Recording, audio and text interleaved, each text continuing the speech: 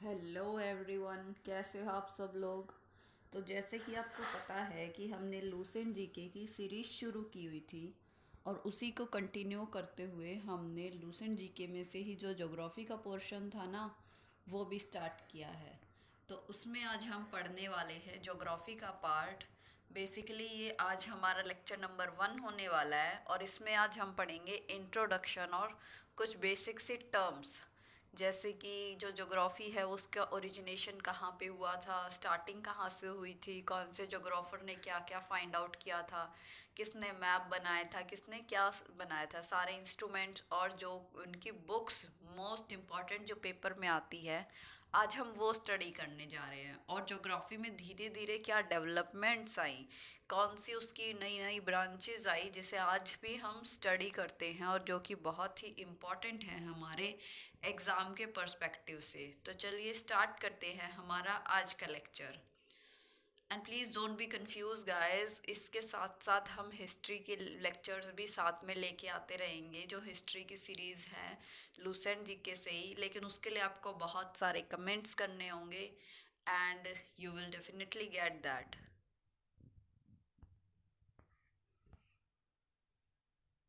So starting from geography part, तो सबसे पहले अगर हम बात करें कि फादर ऑफ ज्योग्राफी कौन है, देखिए फादर ऑफ ज्योग्राफी किसको माना जाता है, हिकेशियस को माना जाता है। क्यों? क्योंकि इन्होंने बहुत ज़्यादा ज्योग्राफी पे काम किया था। यानी कि पहले के टाइम में क्या होता था, जैसे कि आज तो हम देख सकते हैं कि कितनी सारी टेक्नोलॉजीज आ चुकी है और हमें किसी भी जगह का मैप बनाना हो तो हम satellite, GIS, GPS, remote sensing या फिर अदर एरियल फोटो इंटरप्रिटेशन जो होती है, यानी कि जो हवाई जहाज़ से या सैटेलाइट से जो कैमरा लेके हम नीचे के अर्थ सरफेस की फ़ोटो लेते हैं ना, वो सब कुछ तो वो तो आज तो इतना इजीली हमें अवेलेबल हो जाती है किसी भी जगह की इंफॉर्मेशन। लेकिन पहले क्या होता था, पहले जो जोग्राफर्स थे तब इतनी टेक्नोलॉजीज तो थी नहीं, तो जो इंसान थे, जोग्राफर्स थे, वो क्या करते थे, वो खुद ट्रैवल करते थे जगह जगह और देख के सारे फीचर्स को, अर्थ पे जितने भी फीचर्स हैं, माउंटेन्स हैं, प्लेट्यूज है, प्लेन्स, रिवर्स, इन सब को देख के अपने मैप पे उतारते थे। और इसीलिए वो अलग अलग कॉन्टिनेंट्स, किसी ने कहा है कि 3 ही कॉन्टिनेंट है, किसी ने कहा है कि जो ओशन है वो समुद्र से निकलता है और समुद्र में ही डूब जाता है, उसमें नहाता है, या फिर अर्थ फ्लैट है। तो ये कॉमन सी चीज़ें हैं, जाहिर सी बात है तब इतनी टेक्नोलॉजीज नहीं होती थी और उन्होंने जैसा सही लगा उन्होंने उस टाइम पे लिख दिया। ये सब बात कर रहे हैं हम एंशियंट टाइम्स की, जब जो स्टार्टिंग थी बेसिकली ग्रीक से हुई थी और जो हिकेशियस है वो भी एक ग्रीक जोग्राफर है। तो सबसे पहले ग्रीक्स ने की थी कोशिश, जिनके हमें रिटर्न रिकॉर्ड्स मिलते हैं, और उसके बाद ग्रीक्स की जो इंफॉर्मेशन थी या जो उन्होंने डिस्कवरीज की थी उनको आगे बढ़ाया था रोमन्स ने। और रोमन्स के बाद नाम आता है अरब्स का। और जो अरब भूगोलवेता थे या जो अरब जोग्राफर्स थे, उनके बाद एक पर्टिकुलरली पीरियड आ जाता है मॉडर्न जोग्राफी का, यानी कि जब जो उसमें टेक्नोलॉजीज आ गई थी, डेवलपमेंट्स होने लग गई थी बहुत ही अच्छे तरीके से। तो उसमें कुछ हम मॉडर्न जोग्राफिकल थॉट्स पढ़ेंगे, जिस टाइम पे जो जोग्राफी की बहुत सारी ब्रांचेस भी सामने निकल के आई थी। तो इसीलिए इसमें अगर हम फादर ऑफ ज्योग्राफी की बात करें तो वो है हिकेशियस, और इनकी फेमस बुक जो कि है गैस पीरियडोस, इसमें इन्होंने लिखा था, डिस्क्रिप्शन दिया था अर्थ का, कि जो अर्थ है वो कैसी है, कहाँ पे माउंटेन्स है, प्लेट्यूज है, प्लेन्स हैं, या फिर कहाँ पे कौन सी रिवर है, कहाँ पे लोग रहते हैं, कहाँ पे नहीं रहते, ये सब कुछ। सेकंड अगर हम बात करें तो है इरेटोस्थनीज। देखिए जो इरेटोस्थनीज थे ना, ये जोग्राफर थे, इन्होंने कोशिश की थी कि ये अर्थ की लेंथ कैलकुलेट कर सके, जो इक्वेटर है उसकी लेंथ कैलकुलेट करने की इन्होंने कोशिश की थी, और सरकमफ्रेंस भी इन्होंने अर्थ की कैलकुलेट करने की थी। और जहाँ तक अगर इनकी कैलकुलेशंस की बात की जाए तो जो इनकी कैलकुलेशंस है, अगर आपने एमएससी ज्योग्राफी वगैरह के स्टूडेंट्स होते हैं उन्हें पता होता है कि इन्होंने कितनी कैलकुलेशन क्या ये निकाली थी। तो ऐसा माना जाता है कि इन्होंने जो कैलकुलेशंस निकाली थी ना, वो काफ़ी हद तक सही थी। तो आप सोच सकते हैं कि मतलब देखिए कितने टैलेंटेड होंगे, जो कि उस टाइम पे कैलकुलेट करना कितना मुश्किल होगा विदाउट एनी इंस्ट्रूमेंट्स या फिर टेक्नोलॉजीज़ के हिसाब से। और इसीलिए इन्हें फादर ऑफ जियोडेसी भी कहा जाता है। तो देखिए जियोडेसी क्या होता है, जियोडेसी होता है कि ब्रांच, किसी भी ज्योग्राफी की कोई भी ब्रांच जो कि अर्थ के शेप साइज से डील करे, या फिर उस पे जो फीचर्स हैं उनके शेप साइज से डील करे, उसे कहते हैं जियोडेसी। और इन्होंने बहुत फेमस बुक लिखी थी जिसका नाम था ज्योग्राफिका।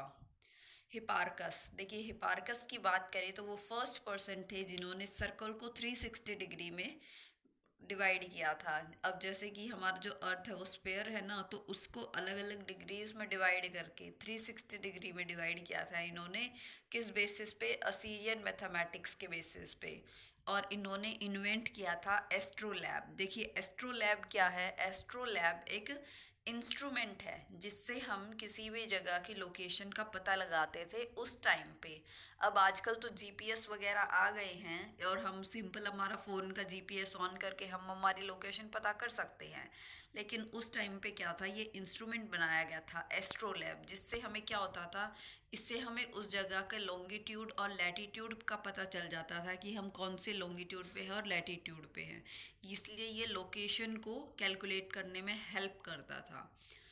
नेक्स्ट है एरिस्टोटल। का नाम तो आपने बहुत ही ज़्यादा सुना होगा। इनका बेसिकली ज़्यादा योगदान बायोलॉजी में है और जूलॉजी में है। लेकिन इन्होंने और क्या किया था, यही फर्स्ट पर्सन थे जिन्होंने कहा था कि जो अर्थ है वो स्पैरिकल है। पहले क्या होता था कि सब मानते थे कि जो अर्थ है वो फ्लैट है, हमें ज़्यादा दूर तक नहीं जाना चाहिए, क्योंकि अगर हम चलते जाएंगे तो हम उस फ्लैट सरफेस से नीचे गिर जाएंगे।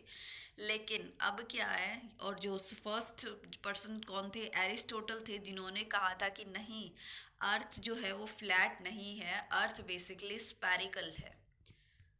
और जो टॉलमी थे, Ptolemy first most famous Roman scholar थे। देखिए इनका नाम बहुत ज़्यादा आता है, क्यों? क्योंकि इन्होंने बहुत ज़्यादा कंट्रीब्यूशंस दिए थे, किसमें? कार्टोग्राफी में। और कार्टोग्राफी की अगर हम बात करें, कार्टोग्राफी क्या होती है? देखिए कार्टोग्राफी होती है आर्ट ऑफ मेकिंग मैप।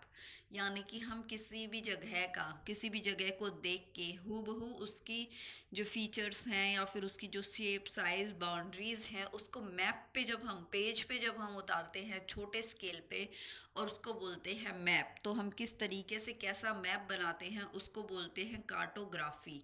और ये जो हम आजकल इंडिया के फिजिकल पॉलिटिकल ये सब मैप्स पढ़ते हैं ना, या फिर जो मैप्स होते हैं पर्टिकुलरली फैक्टर को दिखाते हैं, कि जो मैप है ये कोल माइंस को दिखा रहा है, ये जो मैप है ये हमें नेचुरल रिसोर्सेज को दिखा रहा है, ये हमें सिर्फ पेट्रोल पाइपलाइंस दिखा रहा है, तो ये सब बेसिकली कार्टोग्राफी के ही अंडर आते हैं, उसी सब्जेक्ट के अंदर आते हैं। और जो टोलमी थे, इन्होंने बहुत ज़्यादा मैप्स बनाए थे पर्टिकुलर कॉन्टिनेंट्स के, पर्टिकुलर जगहों के। और इसी से इंस्पायर होके जो बाकी जोग्राफर्स थे और रिसर्चर्स थे, उन्होंने क्या हुई थी, डिस्कवरीज की थी। अब जाहिर सी बात है कि अगर आपके पास किसी जगह का मैप है तो आप उसको देख के बता सकते हैं ना कि आपको कहाँ पे जाना। आप उस मैप को देख के जा सकते हो कि भाई आपको इस माउंटेन की ट्रैकिंग करनी है, आपको इस कंट्री में घूमने जाना है, आपको यहाँ जाना है, या फिर आपको ओशंस में सेलिंग करने जाना है। तो इसीलिए मैप का इतना ज़्यादा फ़ायदा हुआ कि जो टॉलमी ने जो मैप्स बनाए थे ना, वो बार बार तक हम आगे पढ़ेंगे कि कैसे ट्रांसलेट हुई उनकी बुक्स, दूसरे जो ऑथर्स थे उन्होंने भी ट्रांसलेट की। और इन्होंने क्या किया था, इन्होंने डिस्कवर किया था टेरा इनकोग्निटा। देखिए टेरा इनकोग्निटा होता है अननोन लैंड्स। अब तो इतनी टेक्नोलॉजीज आ गई है कि हम हर जगह से रूबरू हैं, लेकिन पहले क्या होता था कि जो टेक्नोलॉजीज नहीं थे उस टाइम पे, तो जगहों का पता वहाँ पे जाके ही लगाया जाता था। तो उस टाइम पे नहीं पता था कि ऑस्ट्रेलिया है, अंटार्कटिका है। मानते भी ऐसा थे कि उधर नहीं जाना चाहिए, बहुत खतरनाक है, क्या पता कौन कैसे लोग इंसान रहते हो, हमें मार के खा जाए, ये सब कुछ। तो जो अननोन लैंड्स थे जिनके बारे में नहीं पता था, उन्हें कहते थे टेरा इनकोग्निटा। और जो रोमन जोग्राफर स्कॉलर, ये जो स्ट्रैबो हैं, इनका भी बहुत ज़्यादा योगदान है। इन्होंने कहा था कि जो अर्थ है वो ओब्लोंग है। ओब्लोंग होता है स्पैरिकल शेप टाइप की।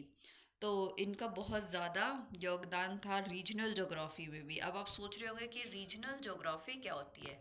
देखिए फ्रेंड्स, क्या हुआ था, जो मॉडर्न टाइम पीरियड आया था ना, उसमें जो जोग्राफी है उसको दो ब्रांचेस में डिवाइड कर दिया था।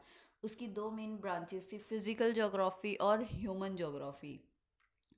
और उसको भी उससे पहले भी जो फिजिकल ज्योग्राफी था उसको है ना दो तरीके से पढ़ने लगे थे, यानी कि एक से पढ़ते थे कि जो अर्थ है वो पूरा उसको हमें एज अ होल पढ़ना चाहिए। फॉर एग्जांपल की अगर मैं बात करूँ तो अगर हम एग्जांपल को कोई भी एक फैक्टर उठा ले, जैसे कि हमने कोई भी क्रॉप उठा ली, टी, चाय उठा ली, या फिर हमने गेहूं उठा लिए, तो हम पूरे वर्ल्ड में पढ़ेंगे कि जो गेहूं है वो कहाँ कहाँ पे अच्छा क्लाइमेट है वहाँ पे होते हैं, कौन सी सोइल पूरे वर्ल्ड में बेस्ट है जहाँ पे गेहूं को हम उगा सकते हैं, या फिर कौन सी इतनी बेस्ट जगह है जहाँ पे प्रोडक्शन सबसे बेस्ट हमें गेहूं का मिलता है। लेकिन सेकंड ब्रांच होती है कि हमें अर्थ को एज अ होल ना पढ़ के पार्ट्स में पढ़ना चाहिए, उसे बोलते हैं हम रीजनल ज्योग्राफी।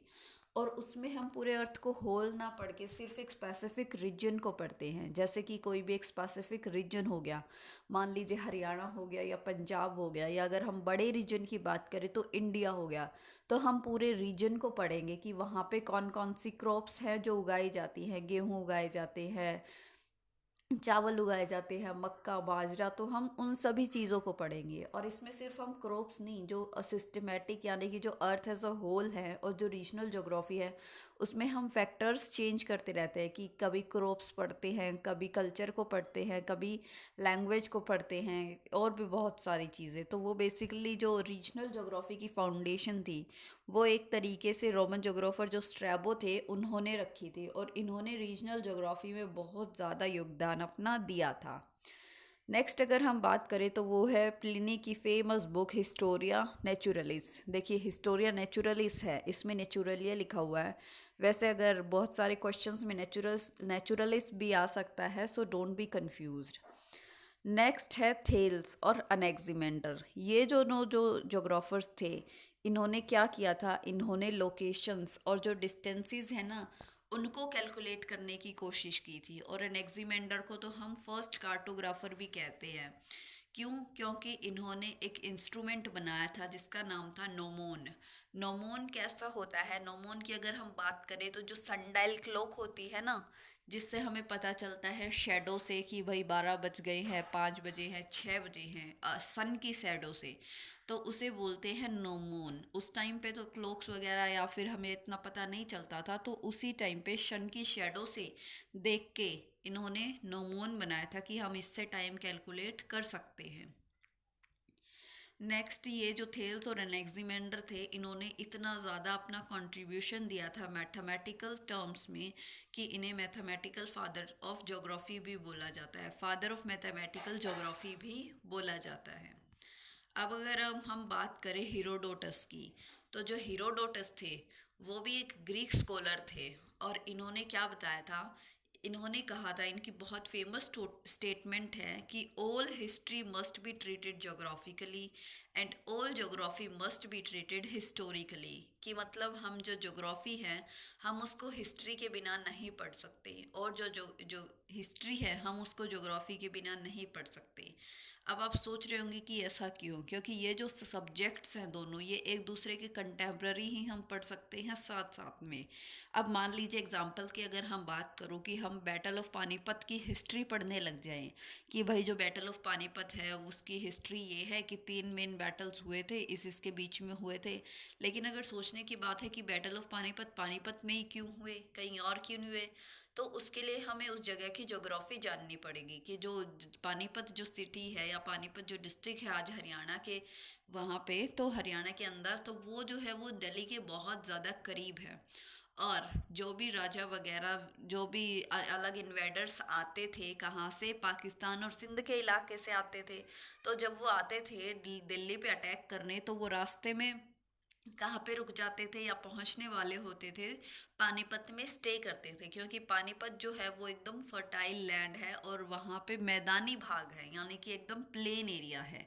अब ऊंचे नीचे में तो लड़ाई नहीं हो सकती ना, प्लेन लैंड पे ही होगी। और जो दिल्ली का सुल्तान होता था या फिर जो दिल्ली का रूलर होता था, किंग होता था, तो वो क्या करते थे, अब उन्हें पता चलता था कि ये राजा हमारे ऊपर अटैक करने आ रहा है, तो वो अपनी सेना लेके निकल पड़ते थे। और वो बेसिकली कहाँ पे मीट करते थे, पानीपत में ही मीट करते थे, क्योंकि अब सिटी के अंदर, कैपिटल के अंदर तो लड़ाई नहीं हो सकती ना, लड़ाई तो उससे कहीं बाहर होगी।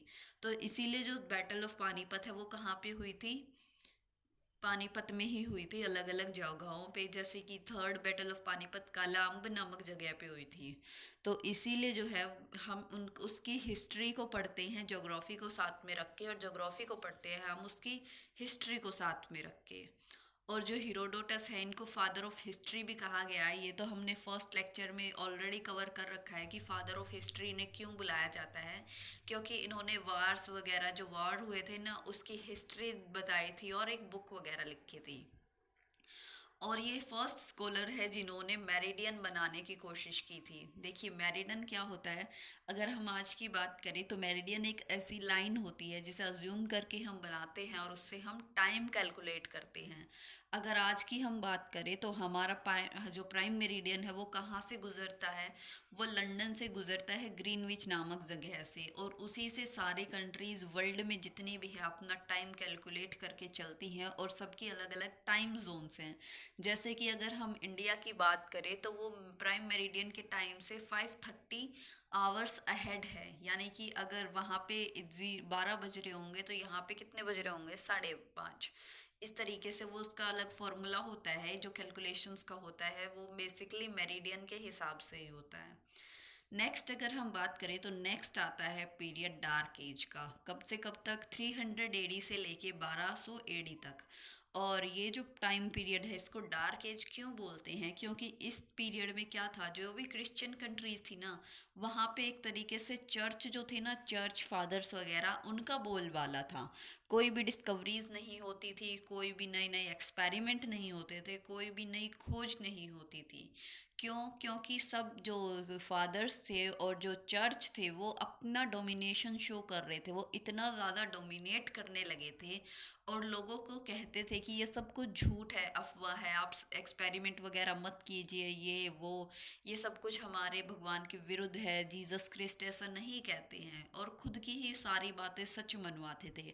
और ये जो चर्च और जो फादर्स वगैरह है वो ही कहते थे कि जो अर्थ है वो एकदम फ्लैट है, आप दूर तक एक्सपेरिमेंट्स करने या फिर डिस्कवरीज करने मत जाइए, आप मर जाएंगे।